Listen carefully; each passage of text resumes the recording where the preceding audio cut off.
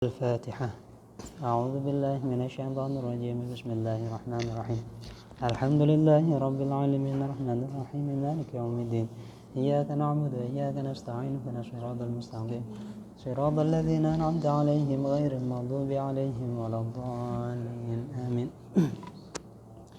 بسم الله الرحمن الرحيم. نويت التعلم والتعليم والإفادة والاستفادة والحث على التمسك بكتاب الله وسنة رسوله والدلالة على الهدى والخير. Bismillahirrahmanirrahim. Kita melanjutkan bab berikutnya di dalam hal-hal yang najis ya.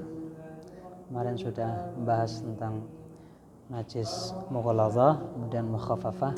Sekarang kita masuk kepada najis mutawassithah atau pertengahan. Yang paling atas, paling bawah, kemudian pertengahan antara keduanya.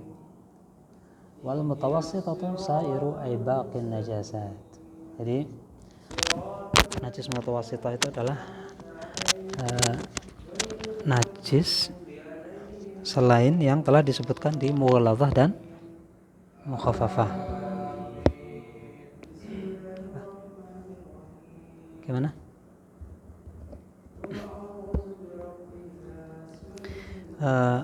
Jadi yang paling berat dan paling ringan, kemudian tengah-tengah atau diantaranya. Ini makanya selain dari kedua itu pokoknya najis mutawassithah. Wal mutawassitu sa'ir ay baqin najasat. Qala al-Qasim al-Hariri fi Turratil Ghawas wa min awhamihim al-fadihah.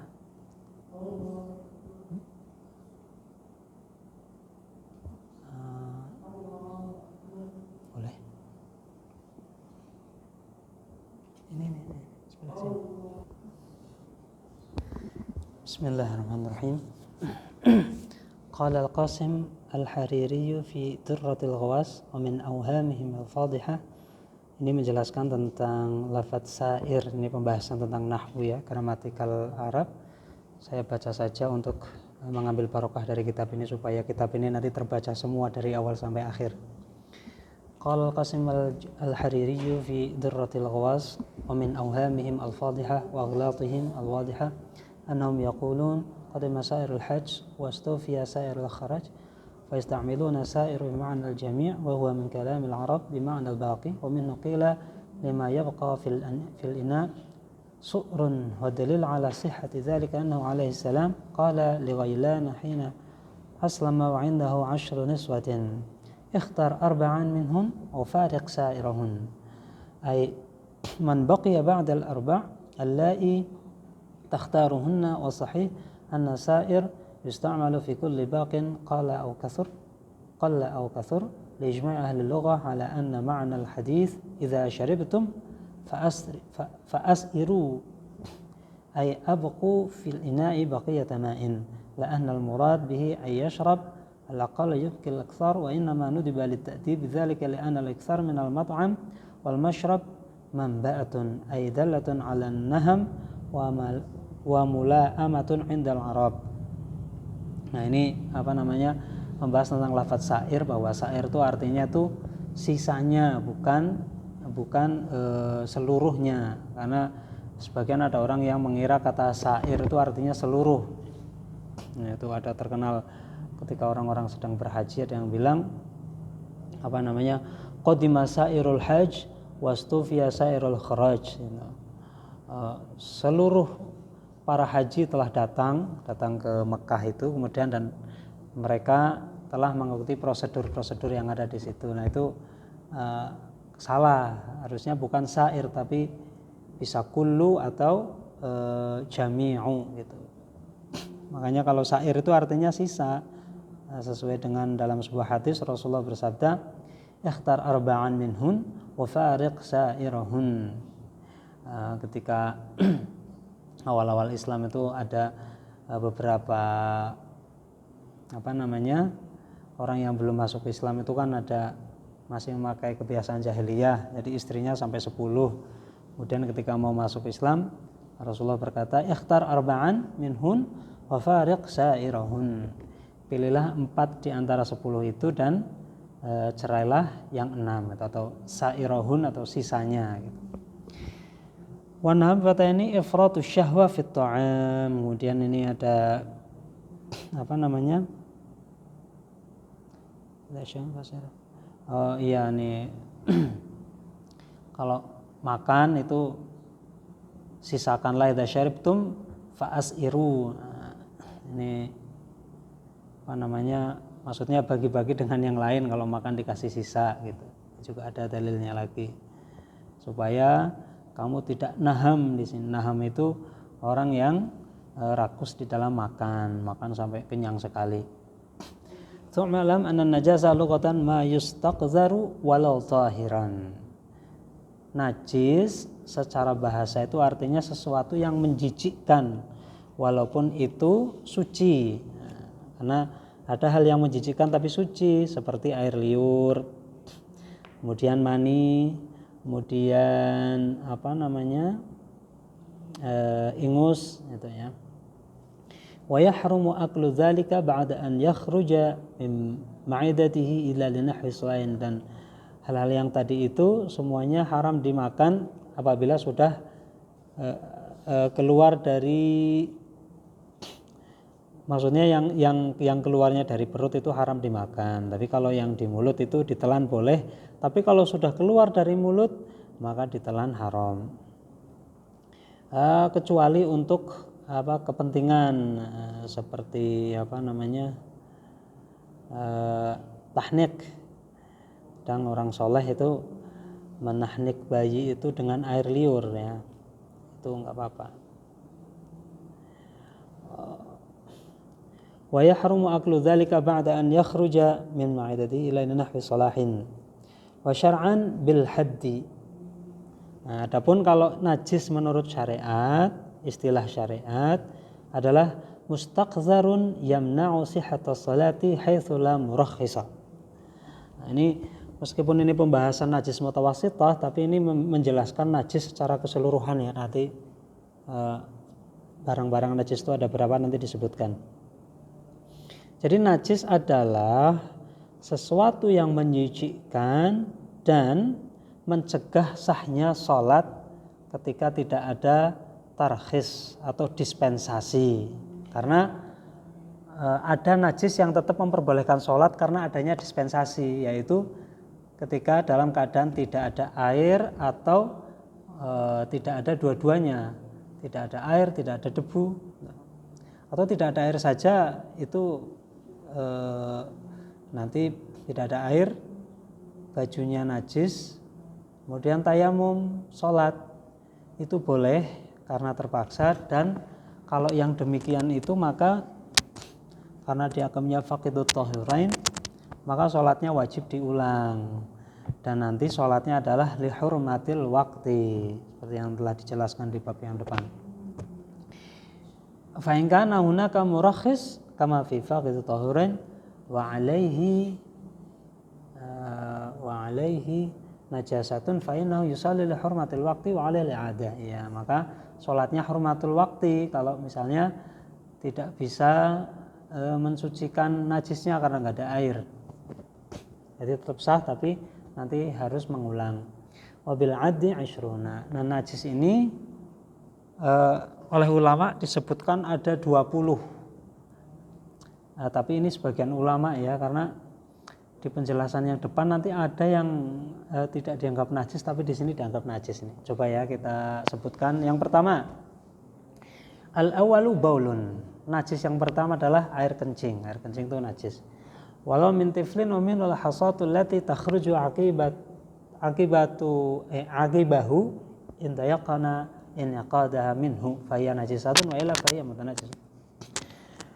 Kencing ataupun gumpalan kencing yang sudah menjadi batu seperti kencing batu itu ya, itu najis. Jadi ini semua najis ya, bukan mutanajjis.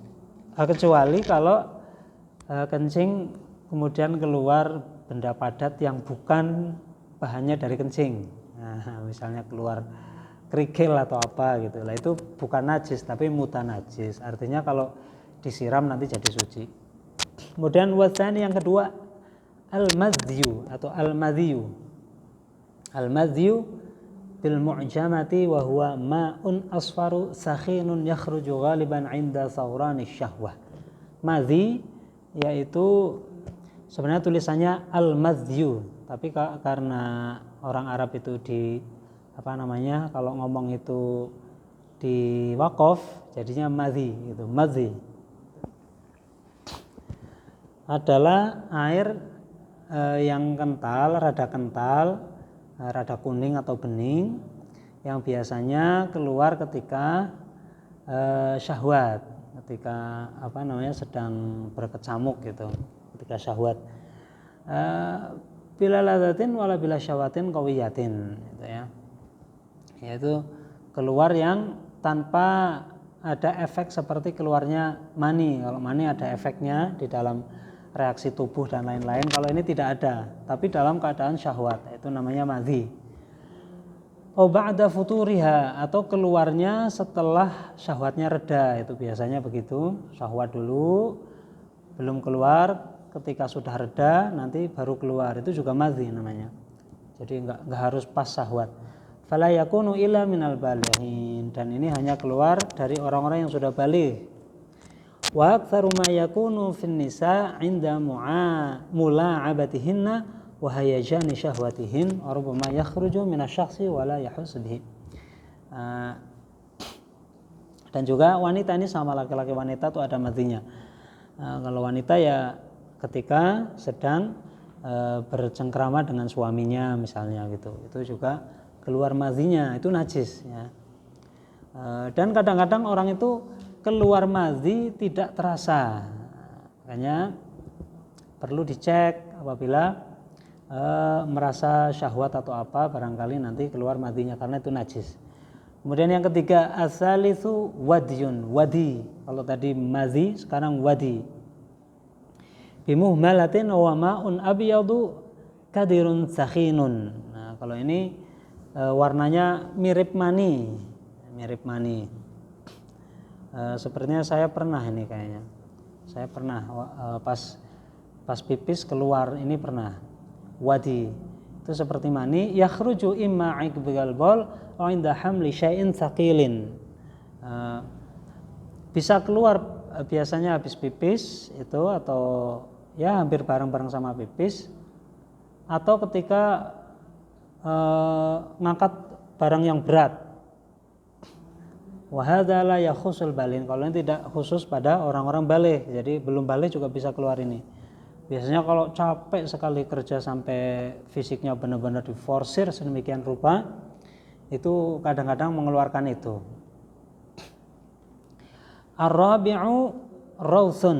Nah, najis yang keempat adalah, ini semua najis ya, nanti termasuk najis mughaladzah, mukhaffafah. Kalau mukhaffafah tadi nomor 1 itu mukhaffafah juga masuk, itu baulun, air kencing kan ada yang mukhaffafah, ada yang mutawassithah. Mukhaffafah itu kalau yang anak kecil belum seperti penjelasan kemarin, anak kecil belum makan apapun selain air susu. Susunya boleh susu ibu, susu sapi, susu apapun, selama belum makan selain susu, kencingnya najisnya mukhaffafah. Tidak perlu dibersihkan, cukup diratain air itu sudah suci. Artinya selain susu ini untuk taghodhi kemarin ya, lit taghodhi, untuk makanan pokok. Jadi kalau sekedar sekali-kali kasih pisang itu nggak apa-apa, sekali-kali dikasih kurma cuman berapa kali, nggak sampai untuk makan sampai kenyang makanan pokok gitu loh. Itu nggak apa-apa, yang itu tuh lit taghodhi. Karena seorang bayi sampai usia 2 tahun sepertinya tidak mungkin tidak makan apa-apa kecuali ASI gitu ya. Hanya tidak mungkin, apalagi di tradisi kita orang Islam itu, anak kecil itu biasanya ditahnik, minta barokah kepada orang soleh supaya suapin makanan sisanya, atau sekedar disuapin saja begitu, ambil barokah dari orang soleh, atau dikunyah dulu sama orang soleh tersebut, kemudian disuapkan ke anak kecil itu untuk tahnik, ngambil barokah. Nah, tradisi itu kan otomatis kesunahan, nggak mungkin kesunahan itu kemudian merubah air kencing bayi ini menjadi najis mutawasithah, jadi tetap najisnya mukhaffafah. Kemudian yang ketiga ya sudah. Keempat, rausun, yaitu tai, kotoran. Semua kotoran itu najis, semuanya, bahkan dari bangkai yang suci, ya, seperti dari ikan. Jadi ikan itu tainya najis, tapi ikan itu yang kecil itu beda ulama. Ada yang mengatakan boleh, nggak usah dibersihkan itunya. Kalau kecil boleh, mayoritas ulama boleh, tidak usah dibersihkan tainya, langsung digoreng dimakan nggak apa-apa. Tapi kalau jelas-jelas tainya kemudian keluar, itu najis, ya, tai ikan itu najis. Min ghaitin wa ghairihi, baik tainya itu dari proses pembuangan normal, artinya berak seperti itu, ataupun tidak normal, artinya perutnya dibuka seperti ikan itu, perutnya dibuka kemudian ada tainya, atau ayam dibuka ada tainya. Baik yang keluar secara ghaid maupun lain itu semuanya najis. Allah min samakin wa jaratin, bahkan tainya ikan dan belalang. Nah, padahal belalang ini kan bangkainya saja halal, ya. Wa yajuzu qalyus samaki hayyan. Nah, ini wallahu alam ini. Ini dalilnya dari mana saya nggak tahu ini. Boleh menggoreng ikan dalam keadaan hidup. Ini kalau memang ada hadisnya, di sini nggak dicantumkan hadisnya. Berarti sering kita saksikan di warung-warung lesehan itu, ya, di Lamongan, memang kadang-kadang masih hidup itu. Lele kan matinya susah, dibersihin tainya masih hidup gitu. Langsung disemplungin ke penggorengan. Nah, barangkali dia tahu dalilnya ini, jadi nggak dosa gitu. Soalnya di sini menggoreng ikan hidup itu boleh. Wa kadza ibtila'u idza kana saghiran. Dan juga boleh memakan ikan hidup-hidup dalam keadaan mentah, langsung ditelan, itu juga boleh. Kalau kecil. Nah, kalau gede nggak boleh, ya. Karena itu menyiksa, otomatis menggigit-gigit ikan gede sampai potong-potong dimakan itu. Boleh. Wa yu'fa amma fi batinihi. Dan apabila itu ikan kecil itu tidak apa-apa, ada tainya digoreng langsung dimakan, atau tanpa digoreng langsung dimakan, itu walaupun ada tainya di dalam tidak apa-apa, dimakfu. Titik. Terus wa yusannu dzabhu samakatin kabiratin yatulu baqa'uha. Bal yalzamu isamun. Disunahkan menyembelih ikan yang besar. Jadi ikan-ikan besar itu jangan langsung potong atau dibuka perutnya di ini gitu. Tapi sunnah, ini sunnah, nggak wajib. Bal yalzamu, ada yang mengatakan wajib. Bal yalzamu, ada yang mengatakan wajib. Yaitu Imam Isam, Syekh Isam ini menurut beliau kalau ikan yang besar-besar itu wajib disembelih dulu. Tapi ini sunnah saja mayoritas ulama. Sunnah. Al-khamisu kalbun wala mu'allaman lis-saidi awil hirasati aw nahwihima. Najis yang kelima adalah anjing. Jadi anjing itu najis, ya. Wala mu'allaman lis-saidi awil hirasati, walaupun anjing tersebut adalah untuk anjingnya terdidik untuk berburu ataupun untuk penjagaan atau yang lain-lain, untuk hiasan atau untuk senang-senang, itu tetap walaupun boleh, ya, melihara anjing itu boleh kalau menurut mazhab Syafi'i.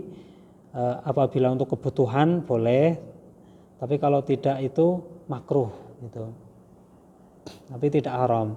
tapi tetap najis menurut Imam Syafi'i. Dalam sebuah riwayat, rumah yang ada anjingnya itu malaikat rahmat nggak mau datang ya. Ada riwayat itu hadis Riyadhus Shalihin apa ya kalau nggak salah ya, kayak hadis sahih itu. Dan ini najisnya najis mughalladhah ya, bukan mutawassithah. Jadi dibasuh 7 kali, salah satunya dicampur dengan tanah. Hikmatun, ada hikmah ini. Ini hikmah wallahu alam, cocokologi atau akal-akalan ini, soalnya menurut beliau nih barangkali menurut Imam Nawawi Banten ini ya. Hikmatun fil kalbi 10 khisalin mahmudatun yanbaghi lil mu'mini alla yakhluwa minha. Ada sebuah hikmah, anjing ini mempunyai 10 sifat terpuji, dan mestinya seorang beriman itu meniru anjing ini gitu, meniru sifat 10 anjing ini. Awwaluha, yang pertama, la yazalu jai'an wa hadhihi sifatus salihin. Yang pertama, anjing itu selalu lapar, dan sifat selalu lapar ini adalah sifatnya orang-orang soleh, karena orang soleh itu sering lapar ya, sering lapar.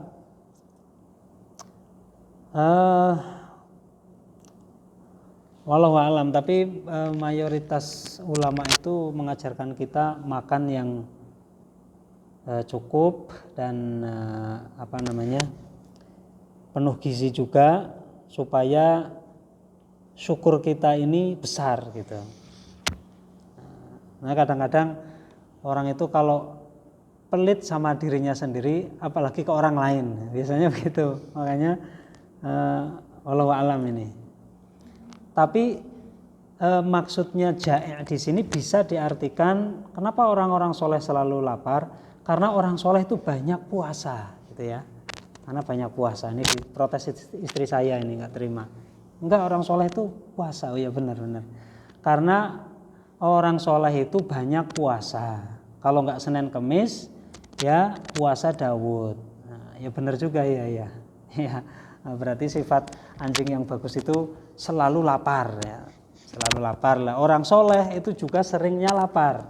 Nah, sekarang sifat yang kedua. La yanamu minal laili ila qalila. Tidurnya di malam hari itu cuma sedikit. Anjing itu tidurnya cuma sebentar malam-malam itu. Wa hadhihi min sifatil mujtahidin ya.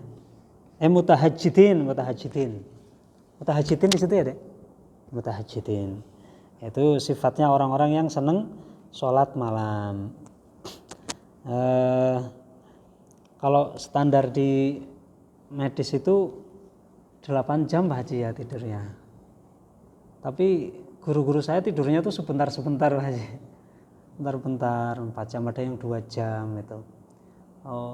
Dari pagi sampai malam ngajar, nanti selesai ngajar itu jam 10 malam, setelah jam 10 baca kitab.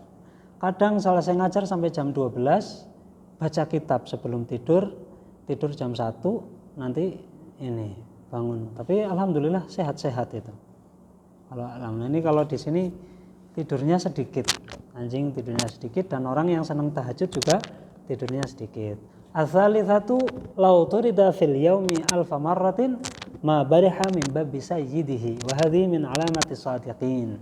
Nah, anjing itu kalau diusir oleh majikannya walaupun 1000 kali, maka dia tetap menunggu di pintunya, nggak mau pergi. Nah, ini adalah wahadhihi min alamati shadiqin. Ini adalah orang-orang yang imannya kuat.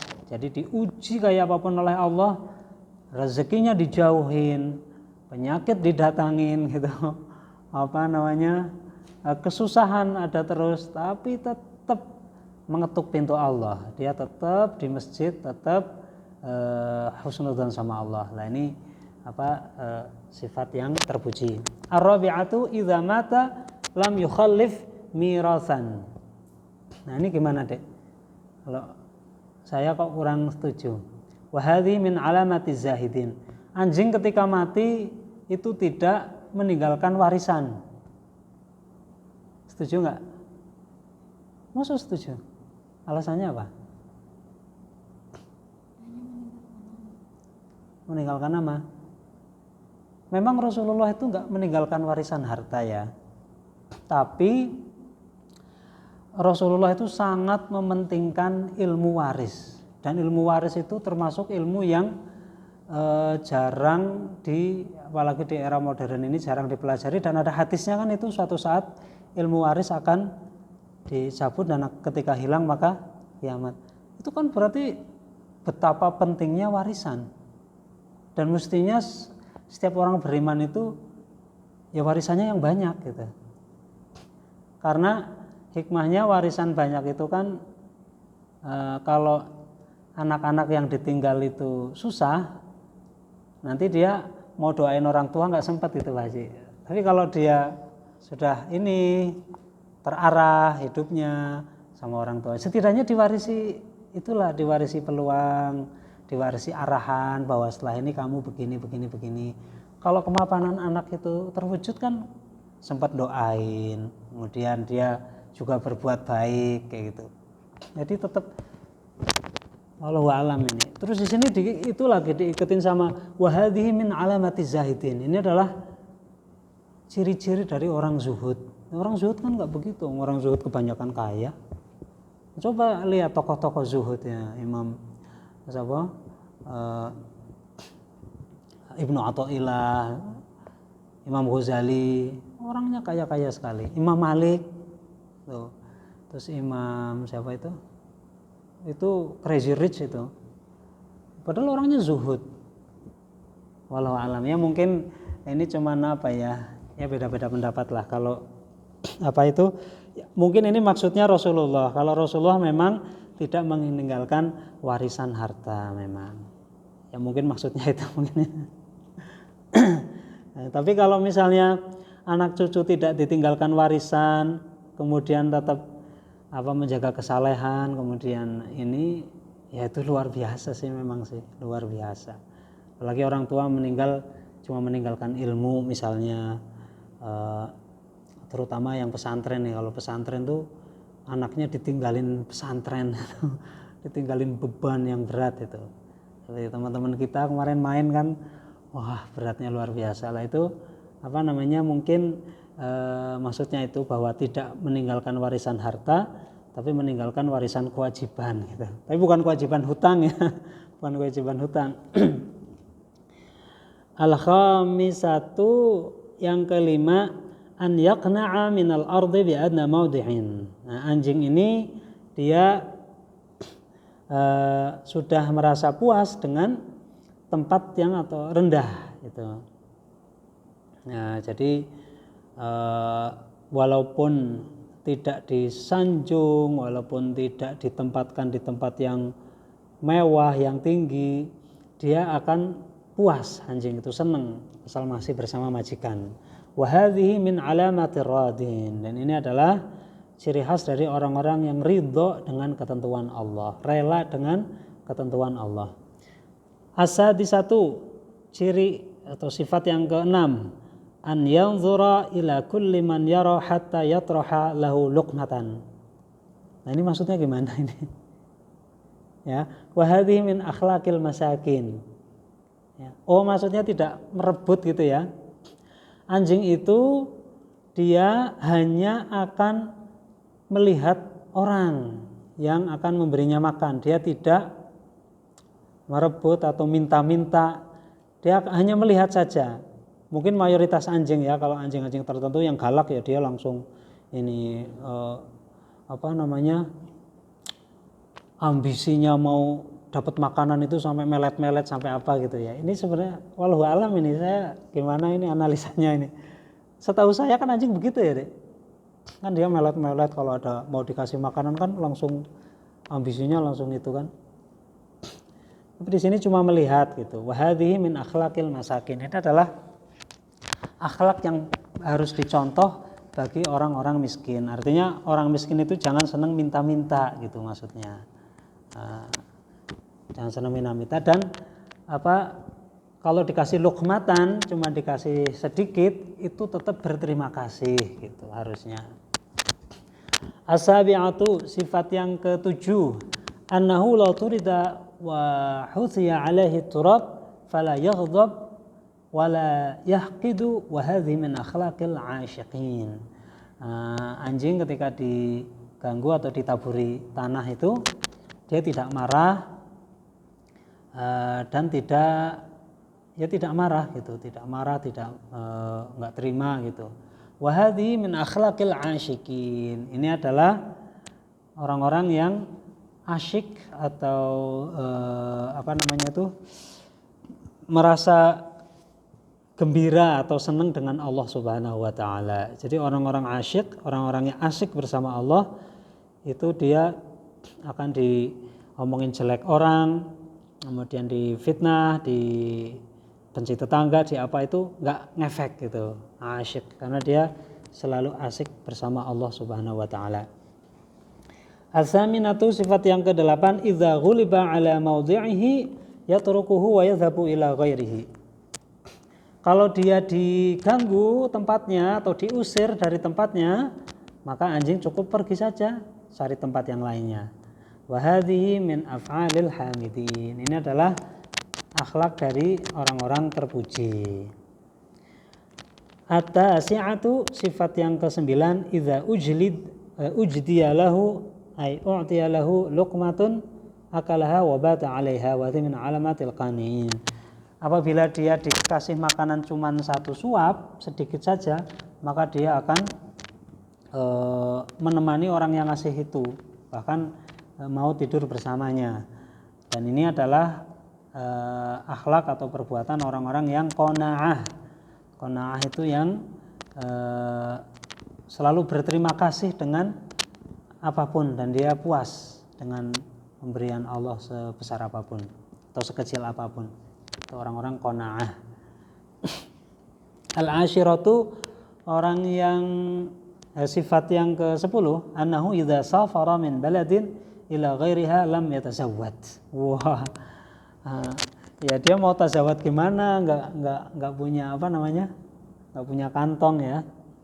Anjing ini kalau bepergian kemanapun tidak membawa bekal. Nah, itu mestinya, tapi ya kurang ini juga mungkin ya, karena kalau kita lihat itu orang-orang zaman dahulu itu tetap bekal. Bahkan Imam Bukhari itu ketika akan belajar hadis ke Madinah itu menjual rumah, tanah semuanya dijual. Dari Rusia itu, dari negeri Kazakhstan ya. Semua tanah, rumah dijual semua sama ibunya. Kemudian untuk bekal ke Madinah. Jauh banget itu. Berapa bulan perjalanan untuk ngaji hadis di Madinah. Kemudian Imam ini juga bawa bekal banyak. Imam Ghazali ketika mau pesantren bawa bekal banyak itu sampai bawa onta, macam-macam bawanya. Kemudian ketika perang Tabuk zaman Rasulullah itu bawa bekalnya itu kalau sekarang ya mungkin berpuluh-puluh miliar. Emasnya tuh berapa kintal, ininya itu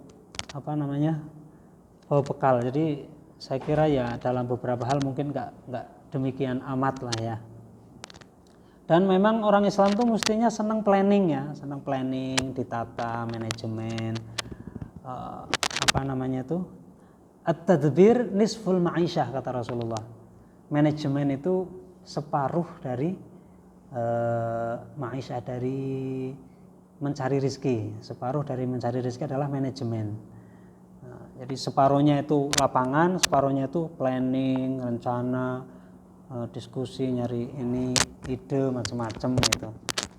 Makanya ya dalam hal ini saya nggak setuju lah, nggak setuju aja udah. Jadi tetap bepergian ya bawa bekal kayak gitu. Wahai alamatul mutawakkilin. Nah, ini yang seperti itu adalah orang-orang tawakal. Tapi memang ada sekian orang itu yang sampai seperti itu memang ada. Tawakalnya benar-benar tawakal benar. Cuman ya nggak bisa ditiru kebanyakan orang. Dan sebaiknya kebanyakan orang sebaiknya jangan, boleh. Nah, kadang-kadang ditiru oleh orang yang nggak berilmu, karena yang menggunakan tawakal seperti ini orang-orang yang benar-benar ilmunya itu sudah mentok gitu. Kalau ilmunya pas-pasan janganlah, jangan. Karena ini mohon maaf, ini seringkali dia karena membaca sejarahnya tawakal para zahidin, para salihin, para ulama zaman dulu, dia ikut-ikutan. Seperti kita kemarin kan ketemu ya waktu di makom Mbah Khalil itu, Syekhuna Khalil, bawa tongkat, nggak bawa apa-apa, jalan kaki kemana-mana. Nah itu kata saya itu nggak bagus lah. Ya orang bepergian ya di planning bekalnya, kira-kira mau berapa hari, berarti butuhnya berapa, dihitung semuanya gitu. Nah, tawakal itu kan hadisnya kan gimana hadisnya? Pokoknya ikat dulu ontamu di tempat yang aman yang ini, setelah itu baru tawakal, kan gitu. Ketika ada planning, ada persiapan, ada apa, baru tawakal, kan gitu. Bukan tahu-tahu mau bepergian udahlah tawakal aja di jalan, itu nggak bisa.